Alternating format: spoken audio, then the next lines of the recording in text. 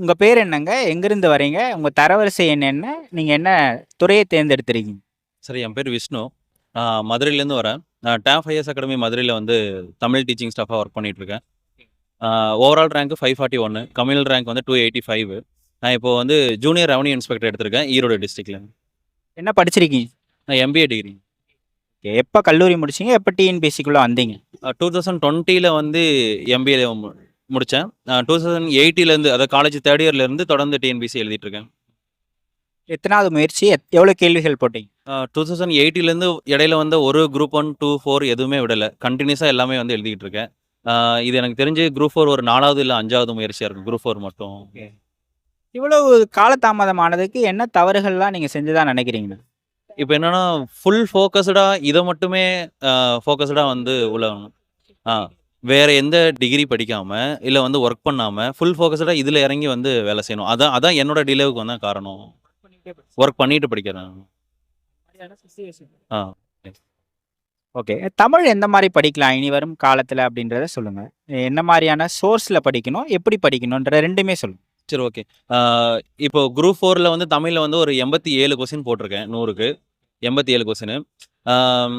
ஆனால் குரூப் 4க்கு அப்புறம் தான் வந்து அதோட பேட்டர்னே தெரிஞ்சது, அவுட் சோர்ஸ் வந்து நிறையா போகிறாங்க அப்படின்னு சொல்லிட்டு. அப்போ குரூப் 4 இந்த 87 மார்க் எதுல இருந்து வந்தது அப்படின்னா வந்து ஸ்கூல் புக்கை மட்டும் தான் நான் வந்து படிச்சுட்டு போனேன். அவுட் சோர்ஸு படிக்க வேண்டிய கட்டாயம் அப்போ இல்லை. குரூப் 4 கொஸ்டினை ஃபேஸ் பண்ணதுக்கு அப்புறம் தான் அது வந்து தெரிஞ்சிச்சு. ஸ்கூல் புக்கை மட்டும் வந்து படிச்சுட்டு போனேன். ஸ்கூல் புக்கில் இருந்து ஒரு 60 கேள்விகள் வந்திருக்கு. மீதி வந்திருந்த இந்த 27 கேள்விகள் வந்து என்னன்னு பார்த்தோம்னா, அந்த ஸ்கூல் புக்குக்காக அந்த 60 கொஸ்டினுக்கு படித்த அறிவு தான் வந்து கெஸ் பண்ணி போட சொல்லி மீதி ஒரு 27 மார்க்கை கூட்டிட்டு வந்து 87 வந்து நிற்கிது. என்னைக்கா இருந்தாலும் மாறாத ஒரே மெயின் சோர்ஸ் என்னன்னு பார்த்தோம்னா ஸ்கூல் புக் தான். ஃபர்ஸ்ட் அதை படிச்சு முடிக்கணும். அப்புறம் இப்போ இந்த குரூப் 4க்கு அப்புறம் நமக்கு நிறையா வந்து தெரிஞ்சிருச்சு அவுட் சோர்ஸ் எதுல இருந்து கேள்வி கேட்குறாங்கன்னு சொல்லிட்டு. அந்த அவுட் சோர்ஸ் எல்லாம் ஒவ்வொன்றா அப்படியே வந்து முடிச்சுட்டு வரோம். இப்ப அவுட் சோர்ஸ் அப்படின்னு போனோம்னா நெறைய இருக்கும் இல்லையா? இப்போ ஒரு எப்படி சொல்றது? ஸ்டிக் பண்ணி இப்ப சிலபஸ் இருக்கு. அந்த சிலபஸ் எங்கெங்க இருக்கோ அத மேக் பண்ணி நம்ம படிக்க ஆரம்பிக்கணுமா? அப்படிதானே படிக்கணும்? அவுட் சோர்ஸ் இதுவரைக்கும் நமக்கு தெரிஞ்சது என்னன்னு பார்த்தோம்னா, இங்க ஓரல் துறுமொழிக்கு கவர்மெண்ட் மெட்டீரியலே ஒரு 68 ஓரல் துறுமொழி இருக்கு. அது படிக்கணும். மரபுத்தொடர் அகராதின்னு ஒரு புக்கே இருக்கு. அதுக்கப்புறம் வந்து மயங்கலி சொல் அகராதிகள் இருக்கு. கலைச்சொல்லுக்கு அந்த கோ. விசயராகவன் தமிழ் வளர்ச்சித்துறையினால வெளியிடப்பட்டது. 1500 பேஜ். அது மட்டும் இல்லாம சட்டம், புவியியல், மருத்துவம்னு சொல்லி தனித்தனி கலைச்சொற்கள் இருக்குது. இதுவரைக்கும் ப்ரீவியஸ் இயர் கொஸ்டின் பேப்பர் 2 பார்க்குறோம். குரூப் 4 2025ஓடதும், குரூப் 2 2025ஓடதும். அதுல தமிழ் கொஸ்டின் எடுத்து பார்த்தோம்னா, இப்போ எந்த அவுட் சோர்ஸ் வந்து யூஸ் பண்ணியிருக்காங்க. அந்த அவுட் சோர்ஸை மட்டும் நம்ம என்ன பண்ணுறோம், அடுத்த 2026 குரூப் 4க்காக, குரூப் 2க்காக வந்து என்ன பண்ணால் இன்புட்டா அதை மட்டும் வந்து படிச்சுட்டு போகிறோம். அவங்க மேபி இன்னும் வந்து நிறைய அவுட் சோர்ஸ் வெளியே போவாங்க. அதை எதுலேருந்து எடுக்கிறாங்கன்னு நமக்கு வந்து தெரியாது. அது ப்ரீவியஸ் இயர் கொஸ்டின் பேப்பர் தான் வந்து டிமாண்ட் பண்ணுது. அடுத்து எந்த அவுட் சோர்ஸை வந்து ஸ்டூடெண்ட்ஸ் படிக்கலாம் அப்படிங்கிறது. மேக்ஸ் எந்த மாரி படிச்சீங்கன்னு சொல்லுங்க. மேக்ஸ் வந்து நான் சிலபஸ் வைஸ் என்ன டாப்பிக்கோ வந்து அதை மட்டும் வந்து ப்ரிப்பேர் பண்ணிக்கிட்டேன். டெய்லி வந்து 1 ஹவர் வந்து மேக்ஸ் கண்டிப்பாக வந்து எல்லாரும் வந்து ஒதுக்கணும். நான் வந்து டைம் கிடைச்சப்பெல்லாம் வந்து மேக்ஸ் வந்து பார்த்துக்கிட்டேன். டாபிக்ஸ் சம்ஸ் மட்டும், ஸ்கூல் புக்கில் இருக்கிற சம் மட்டும் வந்து பார்த்துக்கிட்டேன். ஜிஎஸ்ல 6 யூனிட் இருக்கு. எதுக்கெல்லாம் முக்கியத்துவம் குடுத்து எந்த மாரி படிச்சீங்கன்னு சொல்லுங்க. என்ன சோர்ஸ் படிச்சீங்க? ஓகே. நான் வந்து தமிழ் டீச்சிங் ஸ்டாஃப் அப்படிங்கிறனால வந்து யூனிட் 6 தமிழக வரலாறும் பண்பாடும். அதில் 10 கொஸ்டின் எதுலேருந்து வரும் பார்த்தா தமிழ்லேருந்து வருது. மீதி தமிழக வரலாறு மீதி 10 கொஸ்டின். நான் அதில் மொத்தம் வந்து 20 கொஸ்டின் வரதுனால ஃபஸ்ட்டு இம்பார்ட்டன்ட்டு எனக்கு தமிழும் ஃபேவராக இருக்கிறதுனால ஃபஸ்ட்டு யூனிட் 6 வந்து கம்ப்ளீட் பண்ணேன். அதுக்கப்புறம் வந்து பாலிட்டிக் இம்பார்ட்டன்ட் கொடுத்தேன். அதுக்கப்புறம் வந்து எக்கனாமிக் அண்டு டெவலப்மெண்ட் அதுக்கு வந்து இம்பார்ட்டன்ஸ் கொடுத்தேன். அதுக்கப்புறம் வந்து மீதி இருக்கிற சின்ன சின்ன டாபிக்ஸ்லாம் வந்து அப்படியே வந்து முடிச்சுட்டாங்க. தமிழ் ஆசிரியரா இருக்கிறதால கேட்குறேன்.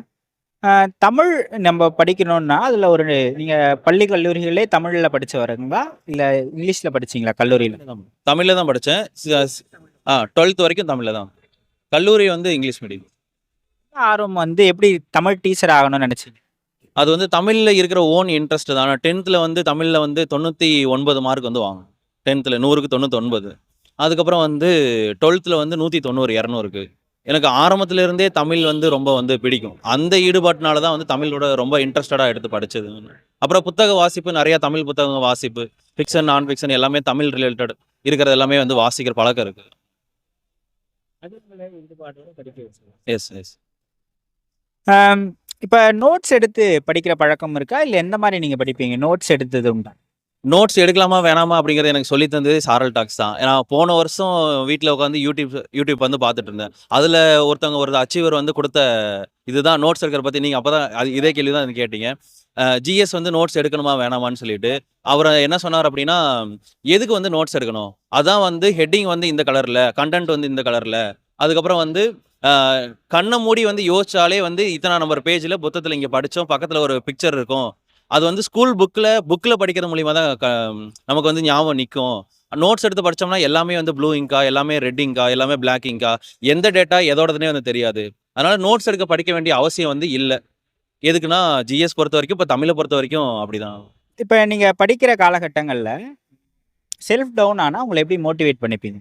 ஆ செல்ஃப் டவுன் ஆனா, இது வந்து என் பசங்களுக்கே அதாவது டீச்சர் இல்லையா? பசங்களுக்கே நான் சொல்றது என்னன்னா, டெய்லியும் வந்து ஒரு ஒரு மோட்டிவேஷன் நமக்கு வந்து எனர்ஜி எடுத்துக்கிற மாரி வந்து சக்சஸ் பீப்பிளோட ஸ்பீச் வந்து கேளுங்க அப்படின்னு சொல்லி நான் ரெகுலரா எல்லா கிளாஸ்லயும் வந்து சொல்லிக்கிட்டு இருக்கேன். அப்படி பார்த்தோம்னா, இங்க சொல்லாமான்னு தெரியல, யூத் பேப்பர் சேனல்னு ஒண்ணு இருக்கு. அதுல சக்சஸ் பீப்பிளோட டெய்லி வந்து ஒரு இன்டர்வியூ பாருங்க. அதுக்கப்புறம் வந்து சாரல் டாக்ஸ்ன்னு இப்போ ஒருத்தவங்க வளர்ந்து வராங்க. அவங்களோடதும் ஒரு வீடியோ வந்து பாருங்க. அப்படின்னு வந்து டெய்லியும் இந்த 2 சேனல்லயும் ஒவ்வொரு வீடியோ வந்து பார்த்துருங்க. நானும் பர்சனலா அப்படிதான் வந்து மோட்டிவேட் பண்ணிக்கிறேன். டெய்லியும் சக்சஸ் பீப்பிளோட ஸ்பீச் வந்து கேட்டுட்டே இருந்தோம்னா, நம்மளும் ஒரு நாள் அப்படி ஆகணும்னு சொல்லி வந்து உள்ள ஒரு இதா இருக்கும். எக்ஸாம் ஹால் இருக்கு இல்லையா? இப்ப நெறைய அனுபவம் நீங்க டீச்சிங் ஃபீல்டுல இருந்தாலும் கூட எல்லாருக்குமே அந்த பிரஷர் அப்படின்றது இருக்கும். எப்படி அந்த பிரஷர ஹேண்டில் பண்ணலாம் எக்ஸாம் ஹால்ல? என்ன மிஸ்டேக்ஸ்லாம் பண்ணக்கூடாது? சரி, ஓகே. ஃபர்ஸ்ட்டு எல்லாரும் சொல்ற மாரி தான் பதட்டப்படக்கூடாது. ஆம், இப்பதான் ரீசென்ட்டா ஒண்ணு படிச்சேன். என்னன்னா, ஆம், ஒரு ஒரு ஒருத்தவங்க வந்து வீடு வாங்க போறாங்க. ஒருத்தர் வீடு வாங்க போறாங்க. அவர் வந்து என்ன பண்றாரு அப்படின்னா, போய் வந்து ரேட்ட கம்மி பண்றதுக்காக பேரம் பேச போறாரு, அது விக்கிறவர்ட்ட. ஆ ரேட் வந்து ஒத்து வரலைன்னா, அது அது அவரால வந்து வாங்க முடியாது. அவர் வந்து கடைசி நிமிஷத்துல அந்த வீடு வந்து ஓகே ஆகுமா இல்லையான்னு பதட்டத்தோடவே போய் வந்து அவர் இன்னொருத்தர் வீட்டு ஓனர்கிட்ட வந்து நெகோசியேட் பண்ணிக்கிட்டே இருப்பாரு. இப்போ இந்த சிச்சுவேஷன் இல்லாம, அ வேற ஒருத்தர் வந்து வீடு வாங்க போறாரு. இப்ப யாரு பேரம் பேச போறாங்கன்னா, அவருடைய ஃப்ரெண்ட் அந்த வீட்டு ஓனர்ட்ட வந்து போய் வந்து பேரம் பேச போறாரு. அந்த ஃப்ரெண்ட் என்ன மைண்ட் செட்ல வந்து போய் வந்து கேட்பாரு அப்படின்னா, அந்த வீட்டு ஓனர்ட்ட ரொம்ப இறங்கி வந்து பேசுவாரு. கிடைச்சா கிடைக்கட்டும், கிடைக்காட்டி வந்து போட்டும் அப்படின்னு சொல்லி வந்து இருப்பாரு. ஏன்னா அவருக்கு அந்த பிரஷர் இல்ல. ஏன்னா இவரே வந்து இவர் ஃப்ரெண்டுக்காக அந்த வீட்ட வந்து முடிக்க வந்திருக்காரு. இதுதான் வந்து நான் எக்ஸாம் அந்த ஹால்லயும் சொல்றேன். நம்ம ப்ரிப்பேர் பண்ற வரைக்கும் அது கிடைக்குமா, கிடைக்காதா ரொம்ப வந்து பிரஷரைஸ்டா நெனச்சுக்கிட்டு அதுக்காக உழைக்கலாம். ஆனா வந்து எக்ஸாம் ஹாலுக்குள்ள போகும்பொழுது இந்த ஓனர்கிட்ட நெகோசியேட் பண்ண போறது தான். அங்க வந்து வந்தா வரட்டும், வராட்டி வந்து பார்த்துக்கலாம்.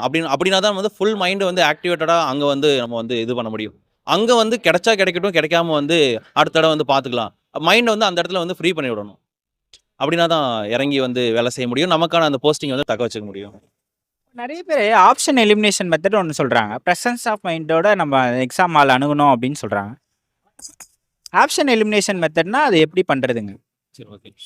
இப்போ ஆப்ஷன் எலிமினேஷன் கன்டென்ட் உள்ள வர்றதுனால, ஃபர்ஸ்ட்டு அந்த அந்த கொஸ்டின பத்தின ஒரு அடிப்படை புரிதலாவது முன்னாடி எங்கேயாவது புத்தகத்துல வந்து படிச்சிருக்கணும். அப்படி இல்லன்னா, நம்மளால தெரியாத கேள்விக்கு எப்படி வந்து நம்மளால வந்து ஆப்ஷன எலிமினேட் பண்ண முடியும்? ஃபர்ஸ்ட்டு வந்து அந்த அந்த கேள்வி பத்தின ஒரு அடிப்படை புரிதலாவது நம்ம ஸ்கூல் புக்ல, இல்ல வேற ஏதாவது மெட்டீரியல்ல எங்கேயாவது வந்து படிச்சிருக்கணும். அப்படி அப்படி இப்போ ஆப்ஷன் எலிமினேஷன் மெத்தடுக்கு நான் என்ன பண்ணணும் அப்படின்னா, நெறைய சோர்ஸ் வந்து நான் பார்த்துருக்கணும். பார்த்திருந்தா தான் வந்து அந்த ஆப்ஷன் எலிமினேட் மெத்தடுக்குள்ளேயே வந்து போக முடியும். அந்த அந்த அந்த புத்தகம் தரக்கூடிய அந்த அடிப்படை புரிதலே போதும். இது செட் ஆகும், இதுக்கு செட் ஆவாது. மேக்ஸிமம் ஆப்ஷன் எலிமினேட் மெத்தடுல வந்து 2 ஆப்ஷன் தான் நிக்கும். ஈஸியா 2 வந்து எலிமினேட் பண்ணிருவோம். மீதி 2ல வந்து எது வந்து ஆம், ஆன்ஸரா போடுறது தான் கஷ்டம் இருக்கு. இப்போ என்னன்னா, நீங்க அந்த 2 ஆப்ஷன்ல நீங்க என்ன பண்ணணும் அப்படின்னா, உங்களுடைய ரஃப் ஒர்க்ன்னு சொல்லி வந்து உங்களோட கொஸ்டின் பேப்பர்ல பின்னாடி வந்து குடுத்துருப்பாங்க. அந்த 2 ஆப்ஷன்ல எது மேல உங்களுக்கு அதிக டவுட் இருக்கோ, அத நீங்க ஃபர்ஸ்ட் எழுதிக்கோங்க. இப்போ வந்து பி அண்ட் சி இருக்குன்னா, உங்களுக்கு சி மேல தான் அதிக வந்து நம்பிக்கை இருக்குன்னா, அதான் ஆன்ஸரா வரும் அப்படின்னு இருந்துச்சுன்னா, ஃபர்ஸ்ட் சி அந்த கொஸ்டின் நம்பர் போட்டுட்டு சி/ அதுக்கப்புறம் வந்து பி வந்து போட்டுக்கோங்க.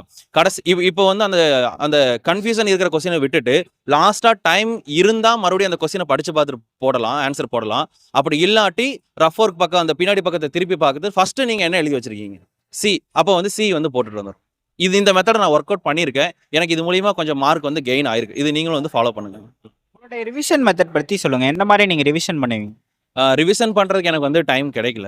ஆக்சுவலா டைம் கிடைக்கல. ரொம்ப வந்து லாஸ்ட் மினிட் வரைக்கும் ஆம், அ நெறைய படிக்காத டாபிக் இருந்தனால ரிவிஷன் வந்து பண்ண முடியல. இருந்தாலும் வந்து ஒரு ஒரு 15 நாட்கள் கடைசியா வந்து நான் ரிவிஷனுக்காக எடுத்துக்கிட்டேன். படிச்சதெல்லாம் போதும். இதுக்கு மேல படிக்க வேண்டாம். ஸ்டாப் பண்ணிட்டு இது வரைக்கும் படிச்சதை மட்டும் மறுபடியும் வந்து ரிவைஸ் பண்ணிட்டு போலான்னு வந்து பண்ணேன். இப்போ ஆஸ்பிரண்டா இருந்து நிறைய பேரோட ஸ்பீச் கேட்டிருக்கேன்னு சொன்னீங்க. அங்கிருந்து அப்பயே நீங்க நினைச்சு பார்த்திருப்பீங்க நம்ம ஒரு நாள் இந்த மாதிரி பேசுவோம் அப்படின்ட்டு. அது இன்னைக்கு நடந்திருக்கு. இப்போ பேசிட்டு இருக்கீங்க. எப்படி இருக்கு இப்போ உங்களுக்கு? ஆம், நான் வந்து நினைச்சு பார்க்கல. என்னன்னா நம்ம வந்து பேசுவோம் அப்படின்னு சொல்லிட்டு. இந்த குரூப் 4 வந்து ஜெயிச்சதே வந்து கஷ்டத்துக்கான பலன் தானே தவிர, ஆஹ் ஆமா. என்ன கஷ்டப்பட்டனோ அந்த கஷ்டத்துக்கான பலன் வந்து கிடைச்சிருக்குன்னு வந்து சொல்லுவேன். அ ஆ இன்னும் இன்னும் வந்து தொடர்ந்து வந்து அடுத்தடுத்த பதவிகளுக்கு வந்து போணும். அதுக்கான உழைப்பு வந்து போடுறதுக்கு வந்து தயாரா இருக்கோம். மத்தபடி வந்து இன்டர்வியூஸ், ஆரல் டாக்ஸ்ல வந்து குடுக்குறது வந்து எனக்கு உள்ளூர வந்து ரொம்ப சந்தோஷம் தான். ஆஸ்பிரண்ட்ஸ்க்கு என்ன மெசேஜ் சொல்றீங்க? மறுபடியும் அதே தான் வந்து சொல்றேன். உங்களுக்கு ஏன் இந்த வேலை வந்து ரொம்ப முக்கியம்? எதுக்காக? அப்படின்னு சொல்லிட்டு ரொம்ப ஆழமா வந்து ஒரு புரிதல் வந்து உங்களுக்குள்ள இருந்ததுன்னா, இதுக்காக நம்ம உழைப்பு போடலாம் அப்படிங்கிறது வந்து உங்களுக்கே தெரியும். எந்த டிஸ்ட்ராக்ஷனும் உங்கள வந்து ஆட்கொள்ளாது. தொடர்ந்து இதுக்காக உழைப்பு போடுவீங்க. அம் அந்த ஃபுல் கான்சன்ட்ரேட்டடா உழைக்காதவங்களும் வெற்றி அடைவாங்க. எப்பன்னா வந்து ஃபுல் கான்சன்ட்ரேட்டடா உழைக்கிறவங்க அடையிற பீரியட் ஆஃப் டைம்ல வந்து வெற்றி பெற மாட்டாங்க. இன்னும் கொஞ்ச நாள் அவங்களோட வெற்றி வந்து தள்ளி போகும். அதனால இப்பவே வந்து கால் ஃபார் வந்து அதாவது ஆனுவல் பிளானர்ல வந்து டிசம்பர் தான் குரூப் 4. அப்புறம் செப்டம்பர்ல வந்து குரூப் 2, அப்புறம் வந்து ஜூலை அந்த மாரி வந்து குரூப் 1 வந்து வருது. செம்ம டைம் இது. கரெக்ட்டா வந்து யூஸ் பண்ணிட்டாங்கன்னா குரூப் 1, 2, 4 3மே வந்து கிளியர் பண்ணலாம். ஒரு எக்ஸாம் கிளியர் பண்றதுக்கு 6 மாசம் அப்படிங்கிறது வந்து போதுமான காலம்னு வந்து சொல்லுவாங்க. ஃபர்ஸ்ட் 6 மாசம் 2020ஓட ஃபர்ஸ்ட் 6 மாசம் இன்னும் டிசம்பர் வந்து முடியல. ஒரு 6 1/2 மாசம் வந்து இதுக்காக வந்து உழைப்பு போட்டோம்னா, அதுக்கான அறுவடை வந்து 2027ல லைன் பை லைனா ஒவ்வொரு எக்ஸாமா கிளியர் பண்ணி கண்டிப்பா வந்து அறுவடை செய்யலாம் நம்ம. கரெக்ட்டா இந்த டைமை யூஸ் பண்ணிக்கிட்டாங்கன்னா போதும். ரொம்ப நன்றி. தேங்க்யூ. All the best. நல்லா பண்ணுங்க.